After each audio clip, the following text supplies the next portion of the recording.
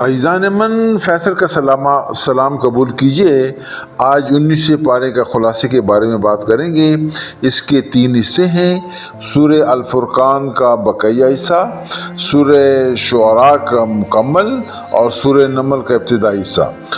سورہ فرقان میں قرآن مجید کی عظمت بیان کی گئی ہے۔ اللہ تعالیٰ نے حق و باطل میں فرق واضح کیا ہے، انبیاء کی دعوت کی گئی ہے اور ایمان والوں کی صفات کو بڑی وضاحت سے بیان فرمایا۔ سورہ الفرقان میں یہ بیان فرمایا کہ حق و باطل میں فرق جو ہے یہ واضح بات ہے۔ کفار کے اعتراض کا جواب دیا گیا کہ رسول بھی انسان ہوتے ہیں لیکن اللہ کی طرف سے ہدایت لے کر آتے ہیں۔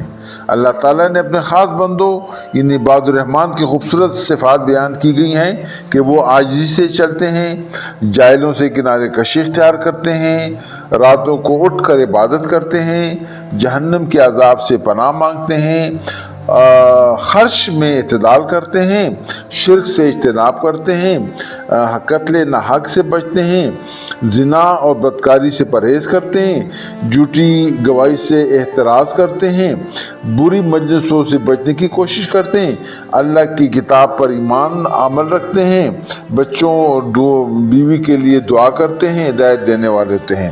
پھر اس کا دوسرا حصہ ہے سورہ شعراء۔ اس میں مختلف انبیاء کے واقعات بھی بیان کیے گئے ہیں، جیسے حضرت موسیٰ، حضرت ابراہیم، حضرت نوح، حضرت ہود، حضرت صالح، حضرت لوط، حضرت شعیب۔ لیکن ان تمام واقعات کا ایک ہی پیغام ہے: اللہ سے ڈرنا اور اللہ کی اطاعت کرنا۔ لیکن جن لوگوں نے انکار کیا وہ انجام بدکار کا شکار ہوئے۔ پھر تیسرے حصے میں سورہ نمل میں حضرت سلیمان علیہ السلام اور ملکہ سبا کا واقعہ آتا ہے۔ اللہ تعالیٰ نے حضرت سلیمان کو بے مثل حکومت اور علم دی تھی، وہ پرندوں اور جانوروں کی زبان سمجھتے تھے۔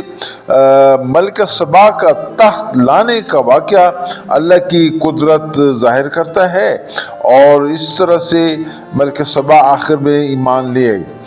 اس طرح سے حضرت موسیٰ کا بھی واقعہ ہے کہ جب اللہ تعالیٰ نے اس کو نبوت عطا کی اور فرعون کی طرف دعوت کے لیے بھیجا تو سارے درباریوں نے ایمان تو لے آیا لیکن فرعون نہ مانا اور آخرکار غرق ہو گیا۔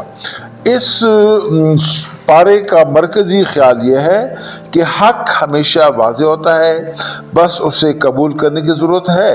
انبیاء کی دعوت ہمیشہ ایک ہی رہی ہے: اللہ کی عبادت۔ تیسرا اس میں یہ ہے عاجزی، صبر اور عبادت ہی کامیابی کا زینہ اور راستہ ہے۔ چوتھا اس میں یہ ہے کہ تکبر اور انکار انسان کو تباہی کی طرف لے جاتا ہے۔ والسلام۔